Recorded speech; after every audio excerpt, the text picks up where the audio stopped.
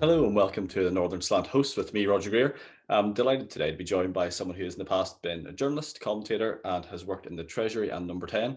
He's now an MLA for South Belfast and the SDLP finance spokesperson, Matthew O'Toole. Thanks very much for joining me. Thanks, Roger. Thanks for having me. No problem. I've got you on to speak about the SDLP's Make Change Programme and those proposals aimed at getting the best and the brightest into the civil service and NI. But before we do, I thought we'd just touch on your own life and career today, because it is quite interesting. You've worked in some really interesting places, and you've returned to NI to be an MLA, obviously. But when did you leave NI initially, and why? When I went to university, like a lot of people, I left to go to university in Scotland. I went to St Andrews in 2001, so nearly 20 years ago, which is obviously depressing that I'm that old now. But so I left in 2001 to go to university in Scotland. I then travelled for a bit, like lots of people after university, and then I lived in London. So I was in London for 13 or 14 years. Wow. And whenever you went over, did you think that you would come back? Certainly not as an MLA at that point. Well, I didn't know, I suppose. I'm not sure. I mean, I didn't plan to, is the honest answer. I probably had anticipated that I wouldn't. Obviously, people, you can never, no one can ever make plans for forever. But which is, see, one of the things that I talk about is the rationale for people choosing to leave this place and trying to remove, or at least lessen, the push factors, so that you can never and should never try and sort of imply that the pull factor that someone might have to see a different part of the world, whether that's just in Britain or Ireland or indeed further afield. I don't think it's desirable to stop people wanting to see other places, but what you should try and do is reduce the push factor, that the idea that they feel they have to, or they desperately they desperately want to leave for particular reasons. So yeah, I left 20 years ago, and I think probably if I was asked then, my probable view would have been that I wasn't planning to come back, but I was 18 and probably more focused on the days and weeks immediately ahead of me rather than 20 years hence. Yeah, it's one of the questions I get asked most as well, living in England, is would you ever come back? And I suppose you talk about that pull factor, and you have jobs right at the heart of government. I mean, there's no bigger institutions in the UK than the Treasury and Number 10. What were your experiences there like? Were there any particular highlights and lowlights?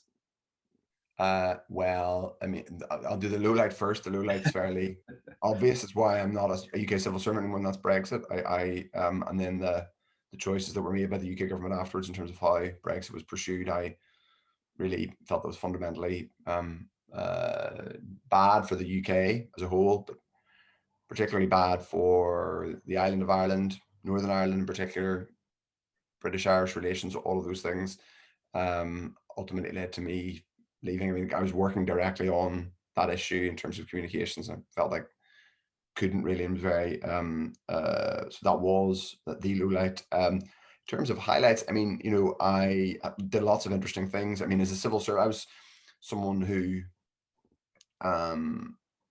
didn't agree with the government of the day politically. I'm proudly a member of the Social Democratic Party. Actually, when I was a civil servant, most of the time I was a member of the Labour Party, albeit an inactive one. Yeah. But my politics have always leant left, and obviously I now designated as a nationalist in the Northern Ireland Assembly. So in that way, it is slightly, in both regards, is mildly anomalous that I did those roles. But you do, in professional terms, I did some really fascinating things. So in terms of I mean, the highlights, I guess, for anyone who works in, particularly in communications, in those fast-paced environments, are really some of the high-pressured issues you deal with. For a while I was the economic spokesperson, which meant I was the main spokesperson in terms of macroeconomic policy. As I say, I personally disagreed with the macroeconomic policy that was being pursued by the government of the day, but obviously there was a huge amount of professional challenge in terms of working on that stuff. It's pretty intellectually interesting and challenging. So for example, I was there whenever the UK had its credit rating downgraded for the first time, which was, I think, in early 2013. And that was particularly interesting because the government of the day had hung its hat fairly ill-advisedly and obsessively on keeping a AAA credit rating from the various ratings agencies. The ratings agencies, which 4 or 5 years before had pretty much disgraced themselves or made themselves just had removed some of their credibility by the way they'd failed to predict some of the problems with the credit crunch and the global financial crisis and various institutions in 2007 and 8. They were deemed by the then British government to be arbiters of important arbiters in terms of macroeconomic and fiscal policy, and they removed the UK's AAA credit rating. This AAA credit rating had been made something of a fetish by people like George Osborne, and that was lost in February 2013. So it was an interesting time to be working there. Yeah, and you returned to Northern Ireland then in 2019-20 to become MLA for South Belfast whenever Claire Hanna won her Westminster seat in 2019 in the election. I suppose there's many complaints about the standard of MLAs and the lack of young professional level MLAs, and it can be easier and an easier life and a better paid life to work elsewhere. What led you to wanting to come back to be an MLA, and I suppose what led you to the SDLP particularly? I'll take the second question first because it's probably the more straightforward one. I mean, I've always been drawn to the politics of the SDLP. I think the SDLP has always had has tended to me anyway to have some of the best answers in terms of the challenges that this part of the world has faced, the very profound challenges we faced around the structure and sort of underpinning of the state and the society and the history of conflict and the unresolved questions in terms of how this jurisdiction was created and the some of the things that flowed out of that, and then the violence that was a part of this society for so long. I suppose I think the people that created the SDLP and the people who've led it I've tended to be drawn to their analysis, not just politically but morally and intellectually, and not just in relation to the Northern Ireland question or the Irish question, but also in relation to things like being a party which has a constitutional position, has a constitutional analysis of Northern Ireland and the Irish question in the long term, but that analysis is grounded in principles of reconciliation and not flag waving and identity, but in reconciliation, bringing people together, the politics of the centre left, the tradition of European social democracy. All of those things I think are values that I'm drawn to, and in a sense we've been talking a little bit of more with them this week with the year's anniversary of John Hume's passing. That's why I've always been drawn to the politics of the SDLP and was very proud to be asked to serve in South Belfast. And then I mean, in answer to the question, how did I end up doing this? I mean, I suppose it is slightly anomalous. I was living in London. Why did I take up the role? I was asked to consider putting my name forward by Claire Hanna, whom I knew, and I knew Colm Eastwood a little as well, and I'd known other people in the party. Well, I didn't have a long-term plan at any stage to become a politician. Yeah. As I said, I have always been sympathetic. I believe the SDLP would have been, I suppose, my political home here, but was not engaged in politics here and didn't really have any intention of getting engaged in politics here. Part of why I suppose accepted the responsibility, the offer, responsibility, I guess is the better way of putting it, is that I felt it was important to take responsibility when you are. I left the civil service and started sort of writing, shouting, tweeting about Northern Ireland. Some of that was in kind of journalistic form. Some of it was just doing what lots of people do now, which is being irate on social media. But I was really profoundly offended by what hard Brexit meant for the settlement, the position of Northern Ireland. I felt it was deeply destabilizing and damaging. I felt very strongly about it. I still do. And basically felt profoundly offended by it, to be honest, Roger, in many ways. And some of that was tied up with some of the my background, the choices I had made, the sense that an immense trust was being breached, and having said all that publicly and having been very strong on it, I sort of think sometimes in 2021, it's very easy for people to, being irate on social media and having opinions and influencing is important. It's not that it's not important, and I feel very important. Like, I'm someone who loves writing, and I've always seen writing as, I've always pursued careers that allowed me to write. I was a journalist before, but I thought, well, it's important that people who believe in the political process and who are frustrated about these things, if you've offered the opportunity, should take responsibility and try and, um, uh, and try and affect things in a way that you think is positive. So I suppose that was the answer. I felt a degree of responsibility, and there are, in some, it did involve a degree of upheaval, and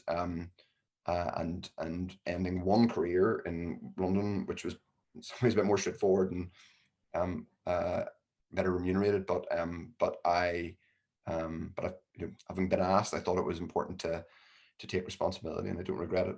I'm not sure I've done how good a job I've done, but that was my rationale.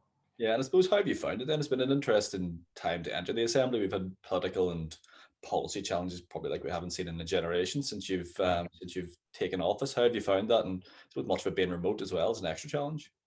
Yeah, I mean, COVID has been a lot of it has been marked by two things. One of which was the reason I got in, predictable, and we knew it was going to be a challenge, and it has proven to be a challenge, and that's Brexit, the outworkings of Brexit, the end of the transition, the protocol, all of that, the disruption in the political, subsequent political stress, which was, as I said, the main reason why I had left a previous life and ended up in this one. COVID was not, obviously, no one was predicting that in January.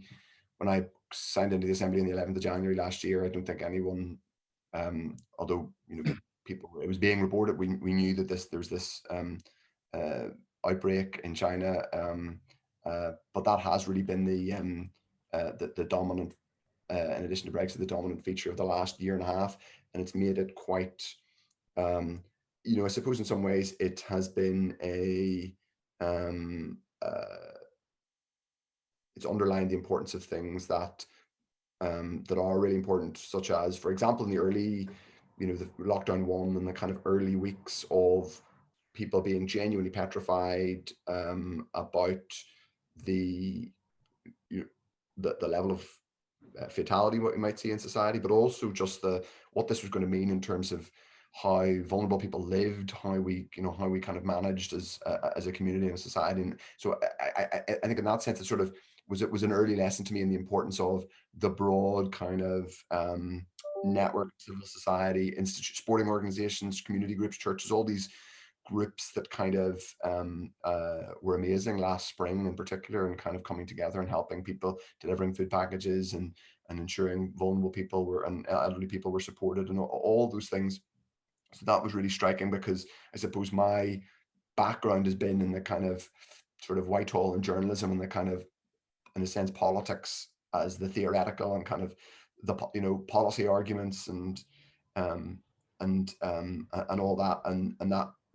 So what that did, at least what that did was give me an early lesson in the importance of ensuring that people, how community groups work, how change is delivered, as it were, to use that cliche, on the ground in communities for people, and people are supported, and all that stuff.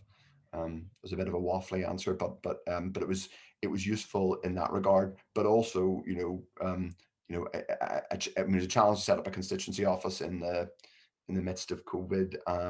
But again, an early lesson in how important it is to have a constituency service, do it, a casework operation, all of the things that representative politics is about, in addition to big arguments, policy debates, and about the constitution or about legislation. Yeah, and there's no introduction like being thrown in at 1,000,000 miles per hour. And on that assembly work, I mean, one of the things that you brought forward recently is the Make Change programme. What is that? What's the policy in a nutshell? The policy in a nutshell is effectively a public service programme to stimulate recruitment into the Northern Ireland civil service, but particularly initially recruitment of young people. It is designed, I think, to answer two broad connected challenges. Though they're connected, they don't appear connected, but I'm trying to connect them in answering through the Make Change programme. So one is sort of a little bit what we talked about earlier on, the fact that we do have this issue around brain drain. There is this push factor, clearly, that sort of nudges lots of people here, both graduates and school leavers, either to go to university elsewhere or to pursue their careers elsewhere once they've graduated from university. We know that Pivotal did a really interesting report. I know we're doing more work on this, the think tank. I know we're doing more work on the on educational immigration, and as I think I said earlier, I am in no way a down on people leaving per se, or people wanting to live abroad for a while. What I'm about is just trying to reduce the push factor, not criticize people for feeling a pull to travel or to explore the world. There's a very long tradition of that from this whole island, but we know that there is a real challenge around young people feeling that not only opportunity lies elsewhere, their careers lie elsewhere, but also people who are perhaps interested in careers in public service. They may be interested in politics, but might not be. They might be very frustrated with politics here, and they might be interested in politics, but in a kind of policy sense more than a kind of capital P political activism sense. They might be interested in working in a civil service in Britain or in Dublin or in the EU or wherever.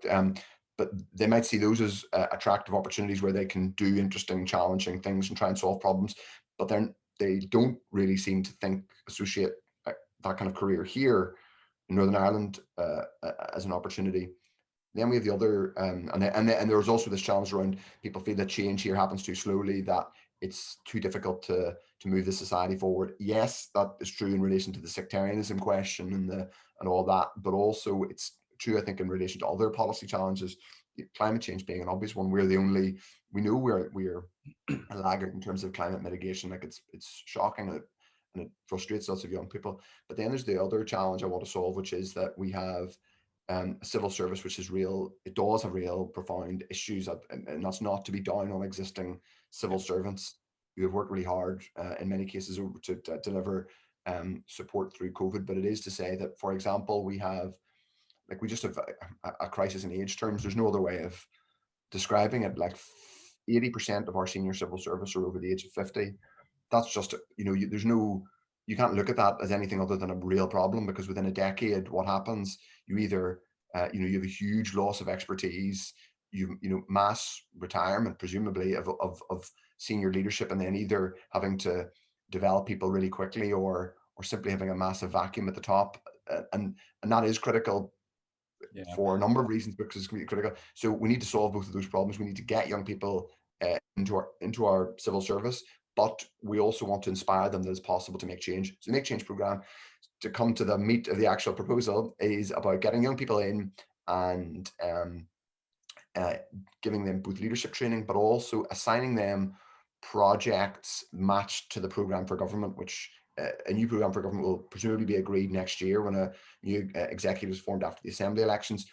And there will be cross-cutting priorities. What I want the Make Change programme, what our party wants the Make Change programme to do, is to say to the young graduate who might think about going to work for an international charity or some other something else somewhere else, to think, well, this might be an interesting, exciting, prestigious, challenging opportunity for me here. They would go and work on, for example, something like it could be an inner city literacy project. It could be working with community groups in inner city Belfast, and that would be matched to a programme for government priority around poverty reduction.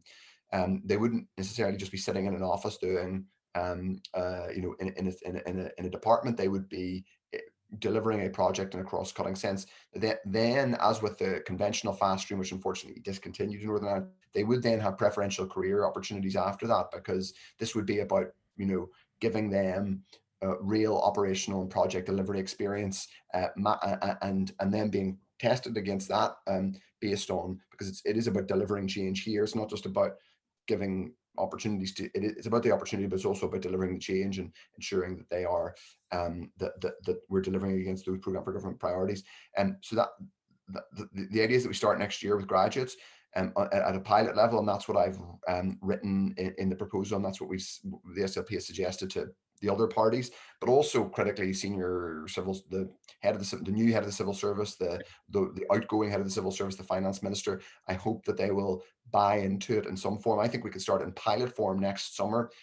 Pilot form could be half a dozen people, just so it can be started in small scale, but then expand it out. You could start it with, you could start it with graduates, but then I think it could and should be expanded then into apprenticeships, because this is, I don't just want to create, it's not about graduates. Graduates are not the be all and end all of doing good government here. For example, I think we could have an apprenticeship strand to it. I think, I won't go into minute detail, but I think how that would work is, after a period of 6 months or a year, when we had the initial cohort of graduates in, I think arm's length bodies, for example, will then know the type of capacity they need to deliver in an administrative sense. If it's the Belfast Trust, they'll know how many apprentices they need to help deliver their targets against the program for government. So they might say, well, we want 10 make change apprentices. And then once we've established that strand, I think we can broaden it out into mid-career professionals. And we can say, well, it's not just about graduates, it's not just about apprentices, it's not just about young people. You 30-something teacher, 40-something engineer, 50-something academic accountant, do you want to work in public service for either the rest of your career or for a 2 or 3 year period to accelerate your skills and make change? And we'll design part of the program for you so that you can come in and lend your expertise to particular projects. Like graduates, they'd be working on projects matched to program for government priorities. So it's quite a big proposal, but I hope that other parties can get behind it. I mean, I can't see how it could be politically controversial, but I also hope that the civil service leadership can see it as an opportunity to not just revitalize the civil service, but create a new, I think, atmosphere around the concept of public service, a new prestige and inspiration around it. And I think that is something, if we're honest with ourselves, that we need here. Yeah, and if you've got a few minutes, I'll probably touch on that a little bit more. I mean, is it intended to work like the fast stream in the UK government? And apart from making the program available and the prestige behind it, I mean, what are we going to do to entice young people to join if there are issues with the civil service at the minute?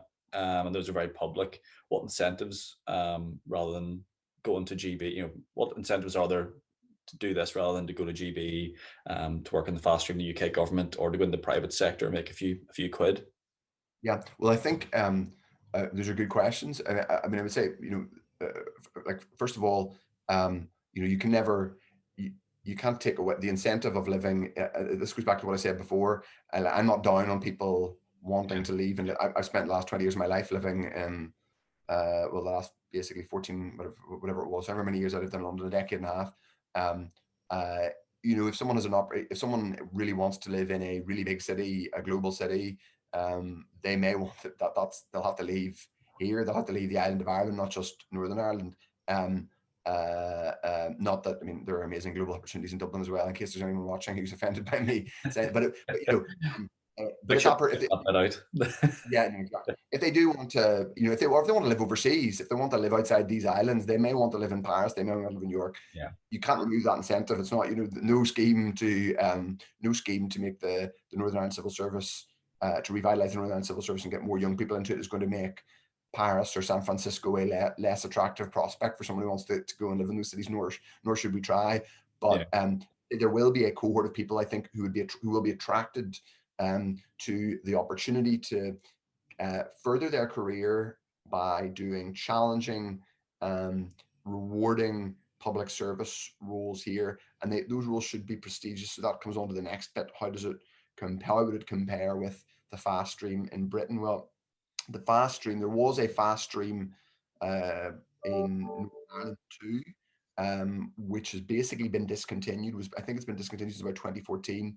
They are at the minute trying to design some kind of new graduate entry system in the Northern Ireland Civil Service. There's not much clarity on how it's going to work, and in order for it, I think there is a job to be done in terms of creating an ethos, a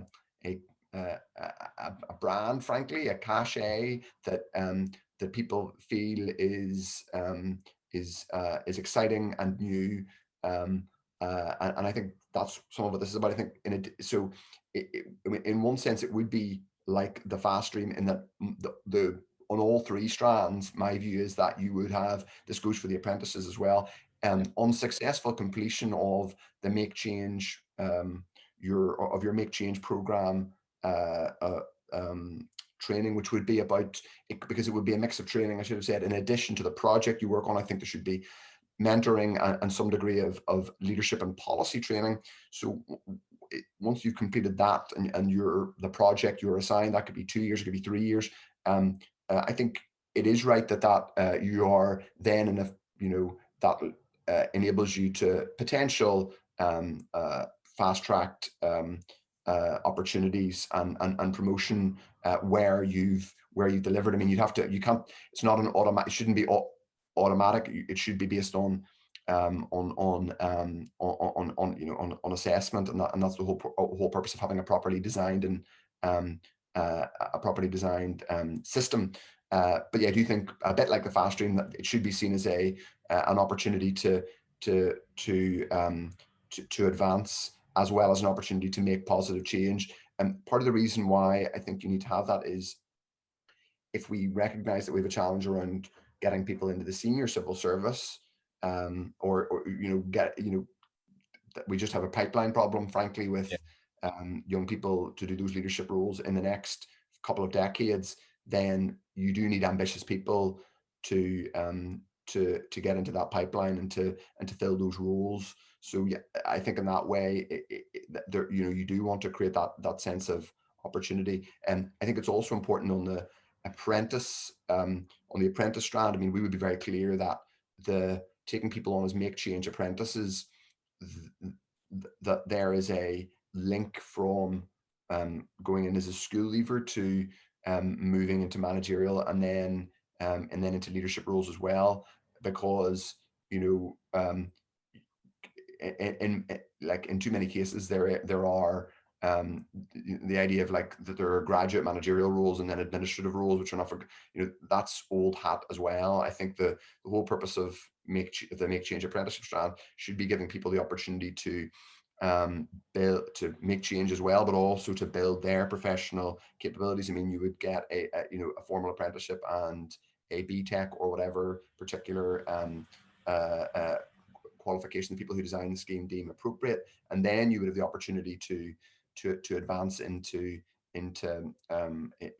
managerial grades should you be assessed that you're ready for it. So yes, I think it is about incentivizing people that this is an opportunity for them to advance. There's a kind of, I think, virtuous circle there. Yeah, and it's creating that pathway.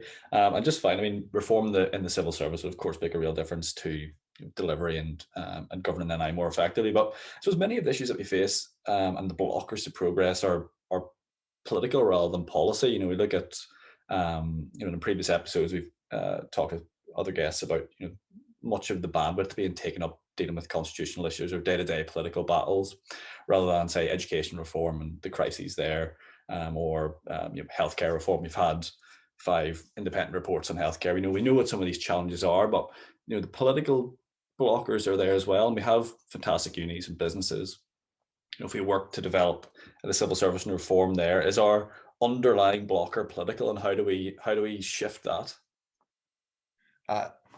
Pardon me. Well, yes, it is. In many ways, like the purpose of this proposal, the Make Change proposal, is not to claim that the civil service is, first of all, not to say the civil service is the root of all problems, or that this will solve all our problems. I mean, this is a solution for particular issues that exist but there will still be other challenges that exist around our politics and how dysfunctional our politics are, and particularly dysfunctional around those two big parties.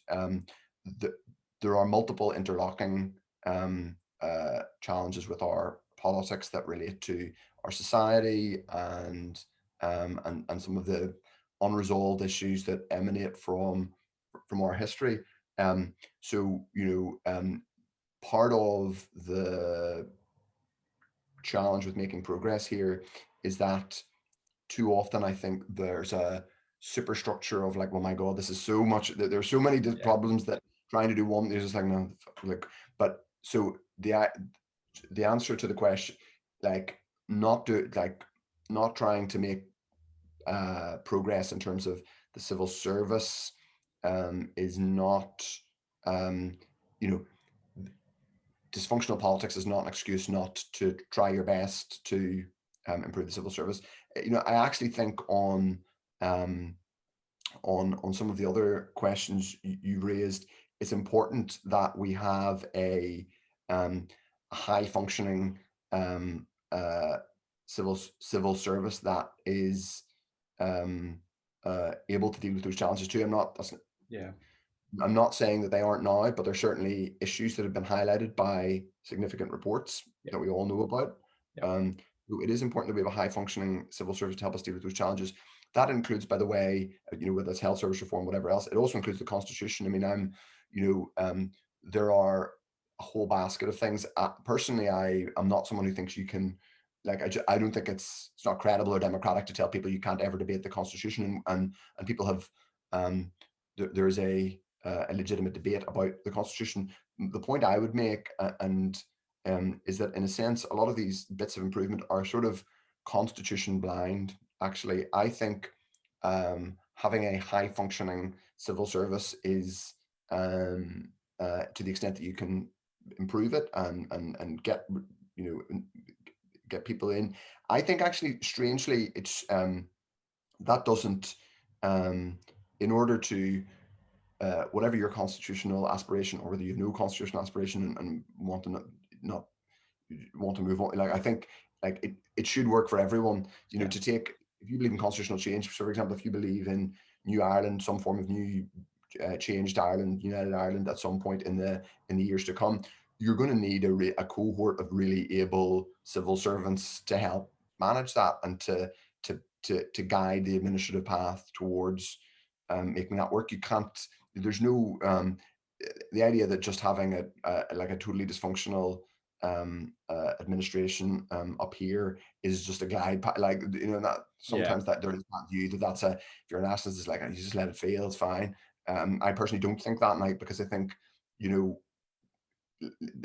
mean, and I do believe in constitutional change, and I think but that doesn't mean not having this place functioning as well as it can be, because I think the arguments will, if you believe in constitutional change, when the time comes to have that debate in acute electoral terms, we'll know there'll be other challenges around that we can all predict, but I think you need a high functioning civil service in order to deal with what will be change. And of course, it goes without saying that by the same token, if you believe in the constitutional status quo, you should also accept that there are, you shouldn't sort of pretend that like it's all grand and we don't need major work on these things. You should be about making it work as well as it possibly can. So my strong view is that there are many things that are constitution blind, and in the sense, the debate about the Constitution should be about how we do things better anyway. It shouldn't just be about the emotional identity questions. Those questions are part of it, and I'm not naive enough to think that they will go away. But it also should be about healthcare, job creation, and the climate emergency, all of those things. So if you believe in that, then you also should believe that you want to have the best possible people working for the government, whatever the final position around sovereignty or statehood is. Yeah, and I've taken up way too much of your time. So thank you very much for going through all that. It's a really interesting proposal, and I'll be delighted to see how it, or be interested to see how it pans out. I think it certainly would have gone towards helping me to possibly stay in Northern Ireland a little bit further had it been. Roger, you can, yeah. I take No, it. this might be a head start on your interview if they design and it gets implemented in the years to come. Well, here's hoping. But Matthew, thanks very much for taking the time to speak to me today. Really appreciate it. Roger. And Thank you. forward to speaking to you again soon. Talk soon. Bye.